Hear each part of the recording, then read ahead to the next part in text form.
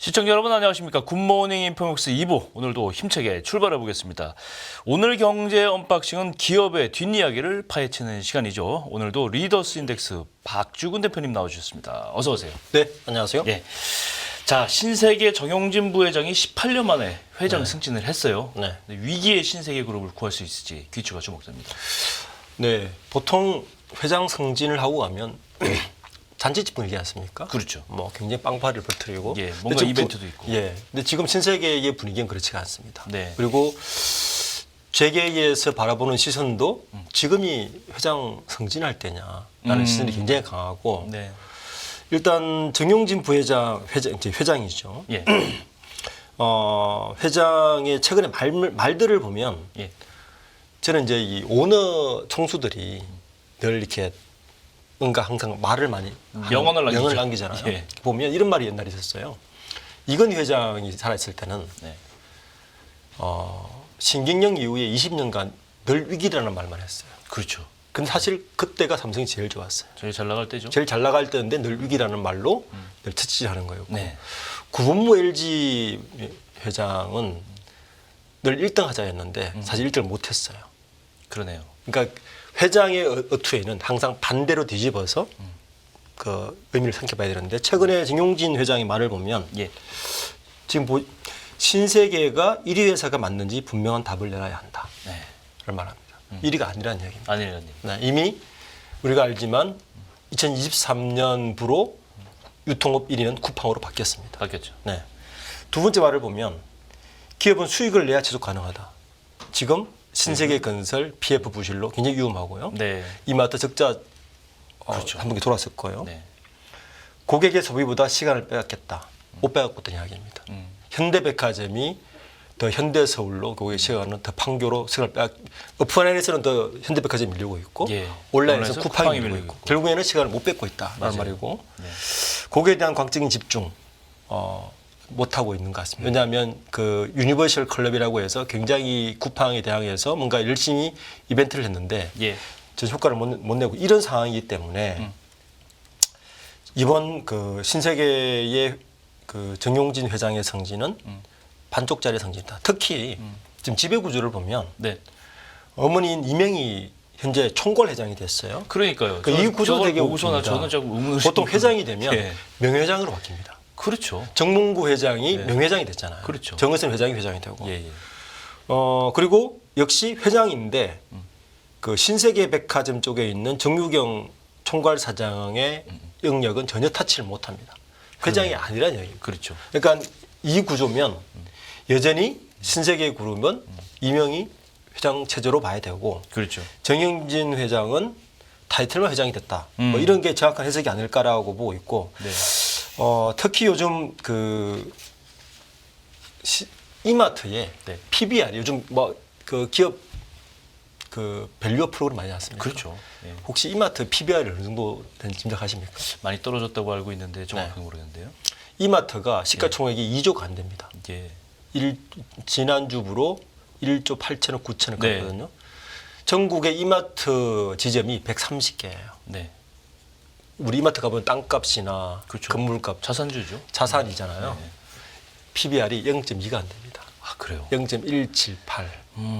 그러니까 이런 상황이라는 주가 거죠. 상당히 저평가됐다는 거죠. 이 정도면 네. 대표이사가 책임을 물론 지난번 졌죠. 예, 이런 분위기라서 네. 지금 그 주력인 이마트의 침체, 네. 그다음에 신세계건설의 지금 태광 다음에 신세계 말이 공공에 떠들고 있습니다. 그 PF 부실의 우려, 네. 부채 비율이 900% 넘었으니까요. 네. 이런 상황에서의 회장 승진 굉장히 우려스럽게 축하할 만은 아니다라고 지금 보고 있는 것 같습니다. 그렇군요. 일단 그렇기 때문에 이 정 회장의 가장 큰 직면한 숙제는 이 신세계 건설의 PF 리스크, 방금 맞습니다. 말씀하신 바닥인 주가 이거 끌어올려야 된다. 네. 이게 가장 큰 숙제다 그러는데 동시에 정영진 회장이 책임을 져야 되는 거 아니냐 이렇게 된 데에는 이런 비난도 나오고 있는 것 같은데요. 재미있게도 신세계그룹은 오너 일가가 등기이사가 한 분도 안 계십니다. 네. 네. 그러니까 30대 그룹 중에서 예. 유독 신세계그룹이 지난 20년간 제가 이게 계속 그 트래킹을 해보면 신세계그룹의 오너 일가들은 등기이사가 한 분도 안 계세요. 네. 물론 등기이사를 많이 겸직하는 것도 문제지만 네. 전혀 하지 않는 것은 경영의 책임에 대한 책임을 안 지겠다는 회피하는 거죠. 좀 그렇죠. 특히 PF 뭐 예, 예. 풀리는 것도 보면 예. 지금 총선이 이제 다음 달이지 않습니까? 예. 태광건설의 PF 사태 이후에 대부분의 이런 사태들을 지금 그냥 잠재워 놨다라 어깨에 지금 파장한 떠돌고 있는데 예. 다음이 신세계나 롯데가 아닌가 하는 게 굉장히 지금 팽배해지고 있어요. 특히 신세계건설은 예. 우리가 이 신세계건설의 부진은 사실은 충분히 예측 가능했습니다. 왜냐하면 신세계건설의 메인 건설이 뭐냐면 이마트 건설과 그다음에 최근에 보면 신세계건설 대규모 쇼핑몰을 만들지 않습니까? 그렇죠.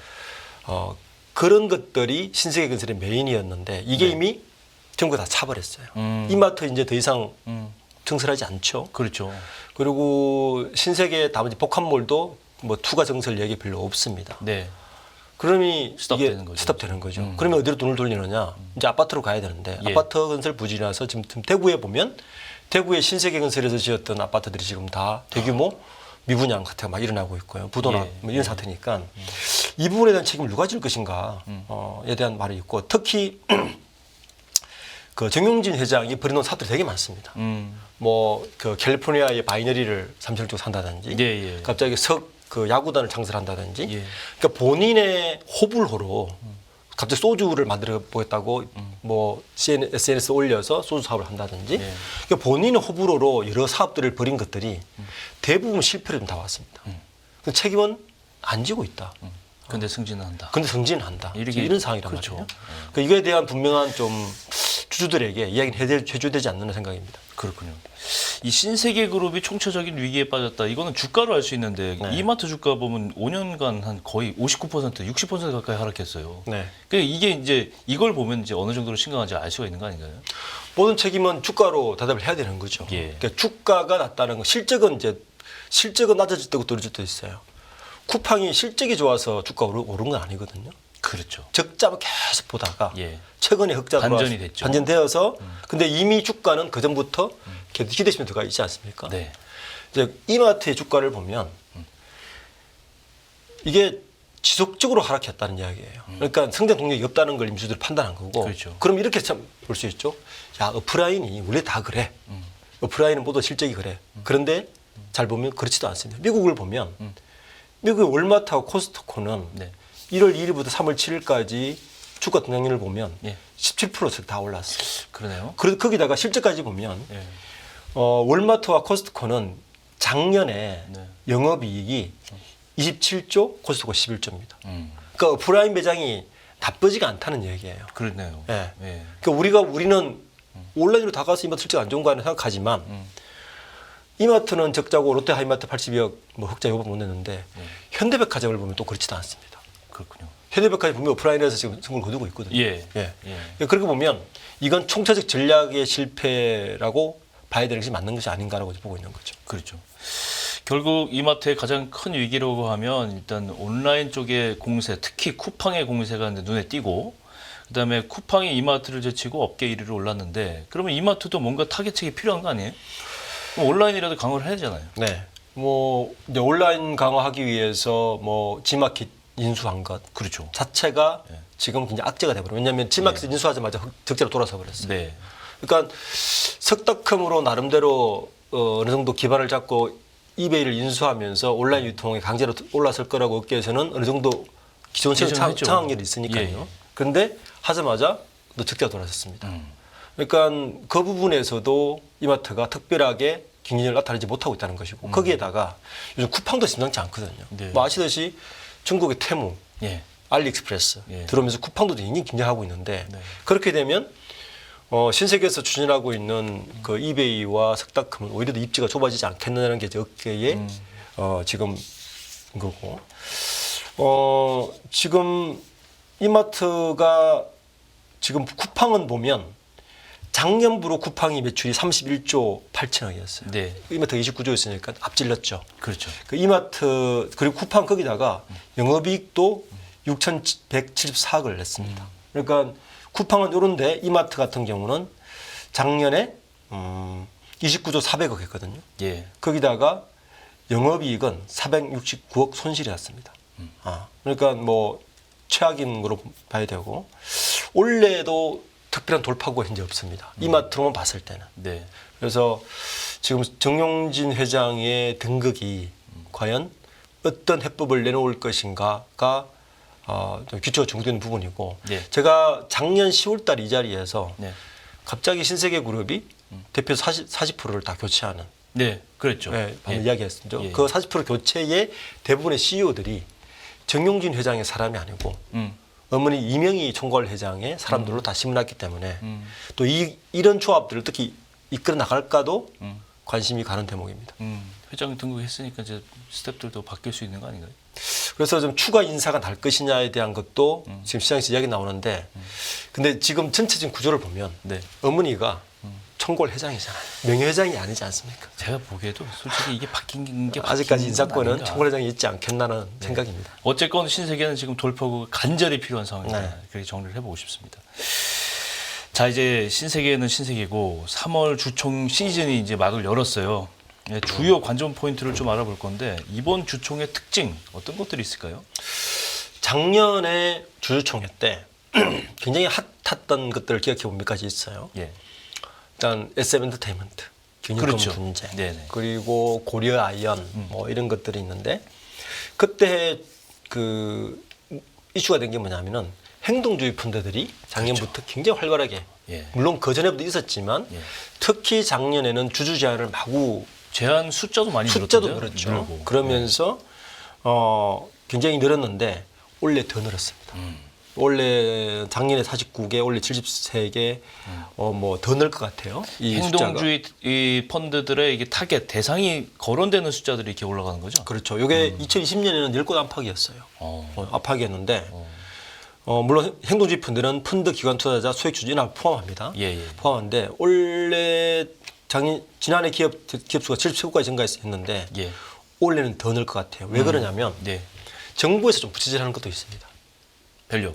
밸류. 그렇죠. ESG. 네. 또 이런 거죠. 그러니까 이 행동주의 펀드들이 완전히 힘을 이제 받는 거죠. 힘을 받는 거죠. 그렇죠. 아니, 정부에서 지금 하라고 그러는 거 아니야. 예, 예. 정부에서 배당 더 하라고 그러고. 그리고 상장 기업의 70세기면 적은 거예요. 적은 아직도. 거예요. 그렇죠? 2,100개가 10배는 있는데. 할 수 있죠. 그렇죠. 예. 제 생각에는 근데 작년에는 사실 잣잔 속의 태풍으로 끝났어요. 대부분이 그 가기를 못 얻어냈는데. 그렇죠. 행동주의 펀드들이 성공한 게 뭐 거의 그 4월달에 없다시피 이제 쭉 했었는데. 보면 3월 28일 날 주주총회 끝나고 딱 보면 작년에는 아 이거 별거 아니었구나라고 네. 생각했는데 저는 올해부터 안 올해는 좀 다를 것 같다. 맞아요. 이게 네, 분위기 왜냐하면 달라졌어요. 분위기가 정말 달라졌고 네, 네.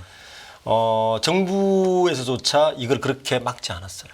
이렇게 되면 뭐가 어디로 얘기하냐 하면은 국민연금이 행동주의 펀드와 연합할 가능성이 굉장히 큽니다. 이제 목소리를 내죠. 그렇죠. 국민연금이. 지금 국민연금 그전에는 작년에는 대부분은 국민연금을 네. 국민연금이 어정쩡하게 입장선을 안 했어요. 아, 그냥 뭐 야 너 떠들어라 우리 이러고 있는데 원래는 지금 몇 곳을 보면 지금 좀 이야기하겠지만 KTNG 같은 데 보면 네.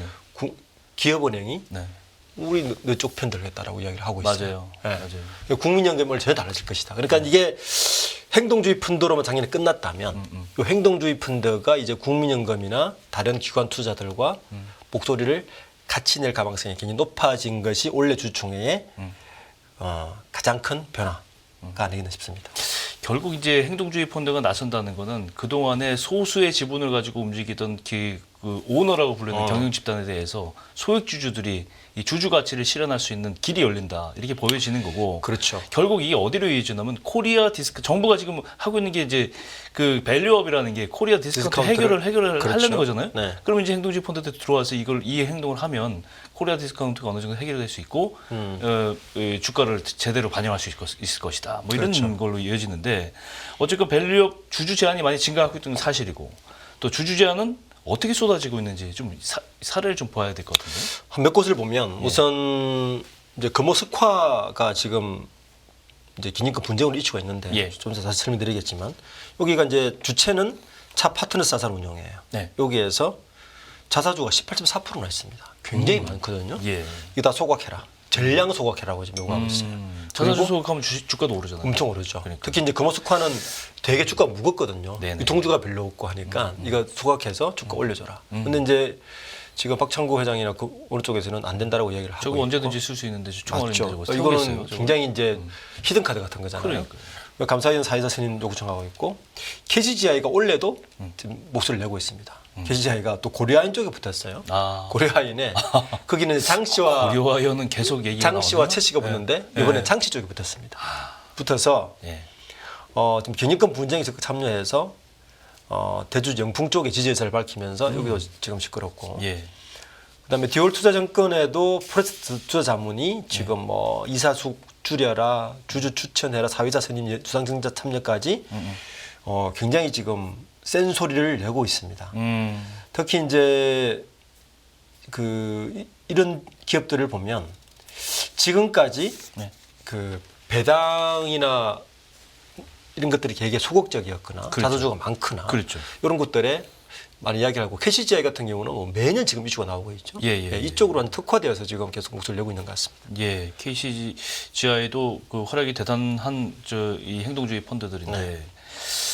상당히 이 지금 의결권 행사 같은 경우는 올해부터 굉장히 강력해질 걸로 생각되고 이 지금 프레스토 투자자문 같은 경우는 이 주요 주주들이 밑에 주주들이 지금 굉장히 반기를 들고 있는 그런 형국인데 이게 이례적이에요. 제가 보기에는 주총에서 이런 이슈들이 다뤄지는 게 올해부터는 좀 본격적으로 시작됐다 이렇게 봐지는데 요즘은 그래서 이 개인 투자들도 굉장히 관심이 높아졌어요. 맞아요. 네. 네. 특히 이제 코로나 이전에 한 500만이었다가 지금 1,400만까지 늘어났잖아요. 개인 투자자들이. 개인 투자자들이. 예. 이 늘어난 한 1,000만 명의 상당수가 20, 30, 40대 초반, 우리가 소위 말해 MZ 세대들이 엄청나게 늘어났어요. 예. 그 이분들이 원래 적극적인 의사가 계신 이런 것들이 늘면서 이게 이제 삼적 합치는 거죠. 이제 행동주의 펀드와 맞아요. 공격적인 그 적극적인 주주들 그리고 이게 합쳐지면 기관 투자자가 가만히 못 있는 사태. 이런 식으로 지금 전이가 되고 있는 그런 추세인 것 같습니다. 그렇군요. 같은 연장선상에서 좀 아까도 말씀해 주셨는데 KTNG 여기 좀 뜨거운 감자가 되고 있어요. 네. 예, 초유의 사태. 이 신임 사장 후보에 대한 표대결이 이게 KTNG 역사상 처음 있는 이런 처음 있는 일이죠. 예, 있는 네. 일인데 어떤 내용인지 좀 설명해 주세요. KTNG가 지금 대주주가 네. 외국인입니다. 60.36%가 외국인이에요. 일대 주주가 예. 국민연금입니다. 네. 기업은행입니다. 기업은행. 예. 그렇죠. 일대 주주가 국민연금이고요. 네네네. 그 근소한 차이로. 네, 그렇죠. 근소한 차이로 뭐 예. 거의 이게 이래서 네. 보통 이야기하는 주인 없는 기업 아니냐 그 이야기하는데 주인이 있죠. 주주들과 주인이니까. 그렇죠. 어쨌든. 근데 지금 KTNG가 작년 연말부터 시끄러웠던 게 네. 그 기존 대표이사가 3년을 하려고 그랬어요. 아. 그거를 이제 막았죠. 예. 그래서 대표이사를 다시 선임해라라고 해서 선임된 분이 방경만 KTNG 신임 사장 후보입니다. 수석 부사장 하는 네, 분. 맞습니다. 그렇죠. 내부에서 그러니까 올라오는. 굉장히 젊죠. 71년생이시고 예. 내부에서 올라왔고 예. KTNG에서 그 총괄 부문장을 2022년부터 쭉 하셨던 분이고 예. 그냥 KTNG 출신입니다. 음. 그래서 무난하게 통과될 줄 알았는데 네. 이게 예. 그렇지 않은 것 같습니다. 일단 KTNG의 최대 주주가 IBK 기업은행인데 예. 예. 방경망 신임 사장 후보자에서 반대표를 던지기로 발표를 해버렸습니다. 예. 그러면 이제 그러면- 3대 주주가 국민연금이잖아요. 예. 예. 국민연금의 의견에 따라서 신임 사장이 되느냐 안 되느냐가 결정되는 상황이라서 그러네요. 좀 이런 일이 발생한다는 거죠. 예. 그러니까 기존에는 기존 같으면 그냥 흘러가는 흘러가는 거잖아요. 네. 대표이사 선임 같은 그렇죠. 경우는 예. 웬만하면 그냥 무조건 근거 승인해주고. 없이 넘어가는데 뭐 주요 뭐 핵심 뭐 맞습니다. 지배주주도 없는데. 네. 예. 그러니까 앞으로 이런 일들이 저는 훨씬 더 다발을 되게 발생될 것이다. 그럼 제가 궁금한 게 IB기업은행은 방영만 후보 외에 방영만 후보 말고도 다른 후보를 좀 지지한다 이런 입장인가요? 현재 다른 후보가 없는 거죠. 그래요. 예. 그 2분은 안 된다는 거예요. 2분 안 된다. 예. 빗도 놓는 거네. 그냥. 이유가 뭐냐면 예. 이 방경만 KTNG 신임 사장, 그러니까 소위 말하는 우리가 주인 없는 기업이라 그러잖아요. 네. 뭐 우리가 여러 주주가 있는 예. 기업들, 뭐 포스코나 KT나 KTNG 그렇죠. 마찬가지인데 이런 기업들은 예. 오너가 없다 보니까 어떤 일이 또 발생하냐면은 한 분이 오랫동안 그렇죠. 회장의 대표이사를 조금 해요. 좀 선녀님 시도 이런 거 흔하잖아요. 자, 이렇게 되면 무슨 일이 발생하느냐? 우선 이사진을 장악합니다. 음. 자기의 그 진정 체제 구축을 하면서 그렇죠. 사회이사들까지. 네. 그래서 포스코가 문제가 된 거잖아요. 네. 예. 그리고 밑에 한 9년 이상 하다 보면요. 밑에 부사장급, 전무급 이상은 다 자기 사람이지 않겠습니까? 다 그렇죠. 자기가 하니까. 그렇죠. 야, 완전 진짜 구축된 거예요. 네네. 자, 그 다음에 더 이상 못하면 어떤 일이 발생하느냐. 자기가 제일 신임하는 사람을 꼽습니다. 그렇죠. 예, 주요 보직이 꼽고 예, 주요 결정 기업은행에서 바라본 거는 방경만 신임 사장은 전임 사장의 분 아니냐라는 시각이에요. 예. 이렇게 해서 핵심이 일하지 않는다는 겁니다. 적통이다 이거죠. 그렇죠. 내려오는. 그러니까 이게 더 지배구조 투명화되려면 왜냐하면 그렇게 되면 뭐가 문제냐면 사회이사들 똑같이 진정체제 구축됩니다. 그렇죠. 그래서 기업은행 쪽에서 사회이사들 대추출하는 거예요. 예. 섞어야 된다. 예. 그래야 주인 없는 기업일수록 뭔가 계속 견제가 일어나고 하기 때문에 그래서 반대하는 거라서 이 부분이 만약에 반대가 국민연금 어떻게 판단할지 모르겠지 반대가 된다면 네. 저는 우리나라 이제 이 소위 말하는 그 주인 없는 오너가 없는 기업들 네. 있는 기업들의 새로운 어떤 변화의 시작 같은 것도 볼 수 있을 것 같습니다. 이렇게 생각하면 가장 그 우리가 주목해야 되는 건 국민연금이 아닌가 싶은데 네. 지금 국민연금이 100대 기업에 다 거의 뭐 포진하고 있다고 국민연금 봐도 5% 이상 지분을 갖고 있는 기업 그죠? 300개 넘습니다. 그러니까요. 네. 예, 이 그리고 역할이- 최대 주주도 예. 15개 넘어요. 그렇죠. 네. 올해 주총에서 국민연금이 어떤 하락을 했나 나중에 통계 내봐도 재밌을 것 같은데요. 저희가 늘 내죠. 그렇죠. 네. 예. 반대 안건을 몇 개 내고 어떤 안건에 반대를 했고 성공하고 예. 어떤 거는 좀 부족했고 성공 확률이 굉장히 낮습니다. 이제까지 그랬죠. 네네. 예. 그래서 만약에 이렇게 된다면 네. 뭐 기업은행도 붙고 국민연금도 붙고 이렇게 된다면 포스코도 그렇지 않습니까? 국민연금 세대주주니까 여러 가지 상황이 달라질 것이다. 저는 보고 있습니다. 자 이게 네. 전부 다 뭘 위한 거냐면 이 기업의 경영의 투명성과 더불어서 코리아 디스카운트를 해결하면서 주가가 정당하게 가치를 인정받는 기업으로 투명하게 바꾸기 위해서 이제 이런 작업들이 그렇죠. 다 일어나는 예. 거잖아요. 근데 이게 참 어떻게 보면 진짜 그 기업 밸류업이 이 작업 자체가 대한민국 그 상장사들의 어떤 변화의 원인이 될 수 있다는 생각도 드는데 그렇습니다. 예. 이게 그 정부에서 기업 밸류 코리아 디스카운트를 얘기하는데 네. 사실은 이게 잘 생각해 보면 논리적으로 보면 예. 변화가 핵심이 일어나려면 일단 운동장이 평평해야 되잖아요. 그렇죠. 기울어준 운동장 가지고는 안 되죠. 예. 기업에서 운동장이 평평하다는 건 뭐냐면 지배구조가 투명하고 견제가 된다는 이야기입니다. 그렇죠. 예. 지배구조가 평평해지고 되면 그래서 뭐가 발생하느냐면 게임의 룰이 정당해지잖아요. 네. 거기서 혁신이 발생하기 시작합니다. 음. 예. 그러면 기업의 밸류가 올라가는 거죠. 내 가치가. 요 선순환 구조를 만드는 어떤 시금석이 됐으면 좋겠다는 생각이 들고 저는 이런 좀 뭐 행동주의 펀드들은 모든 것 다 옳다고 볼 수는 없지만 행동주의 펀드들의 어떤 행동이나 개인 주주들의 적극적인 행태나 어떤 기관 투자자들의 이런 행동들은 저는 우리나라 자본시장의 발전에서 굉장히 좋다고 보고 있습니다. 그렇죠. 네. 이게 와치독을 해주는 것만 자체도 엄청난 지금, 큰 거죠. 예, 잘못될 가능성을 줄여준다는 맞습니다. 의미에서는 리스크를 그게 그렇죠. 자체가 리스크를 줄이는 거죠. 그렇죠. 그게 네. 모든 주주들에게 좋은 거고 맞습니다. 현 경영진들에게 사실은 좋은 거예요. 좋은 건데 불편하죠. 불편하지. 이제까지 막말로 국민연금 지분이 편하겠는데. 있으면 예. 그 지분은 그냥 괜찮은 지분이에요. 자기한테 뭐 크게 해가 되는 지분은 아니고 좋은데 오히려 중립적인 위치를 차지하고 있었으니까 그렇죠. 별 해가 안 됐는데 지금부터 얘기가 좀 달라지는 거죠. 맞습니다. 달라져야 됩니다. 네. 한미약품 얘기도 좀 해보고 싶은데 이게 모자의 난으로 유명하잖아요. 한미약품 지금 정확하게 뭐 좀 아까 말씀해 주시겠지만 이제 형제간 또 모녀간 이렇게 싸움이 붙었다 이렇게 알려지고 있는데 어떻습니까? 어떻게 이것도 주총에서 좀 핵심 사안이죠? 굉장히 뜨거운 감자가 됐죠. 예. 이제 뭐 한미약품이 오세이 홀딩스 연합하겠다고 하는 것은 네네. 이미 발표를 했고요. 네네. 이 발표가 이제 최종 승인 이사회에서 승인이 됐기 때문에 이 주총에서 결정해야 되잖아요. 결정을 해야 되는데 네. 지금 한미약품의 주주 지분율을 보면 송영수 회장이 11.66%고 네. 그다음에 그 아들이 임종윤이에요. 네네. 그 딸이 임주현 한미약품 사장인데 예. 어머니 송영숙 회장하고 딸인 임주현 사장 네. 합치면 22.8%죠. 근소한 차이로 비등비등한 그렇죠. 지분을 이 가지고 두 살을 있네요. 가지고 임종훈 사장하고 그러니까 20%니까 네네. 한 2% 차이 나는 거예요. 그렇죠. 여기서 캐스팅부터 재밌는 거는 신동국 한양증밀 회장입니다. 이분은 관계가 어떻게 됩니까? 임성환 회장의 친구분이죠. 일종의 백기사입니다. 그러네요. 그러니까 여러 언론사들에서 저한테 전화가 많이 와요. 혹시 그 신동국 회장이 아시냐?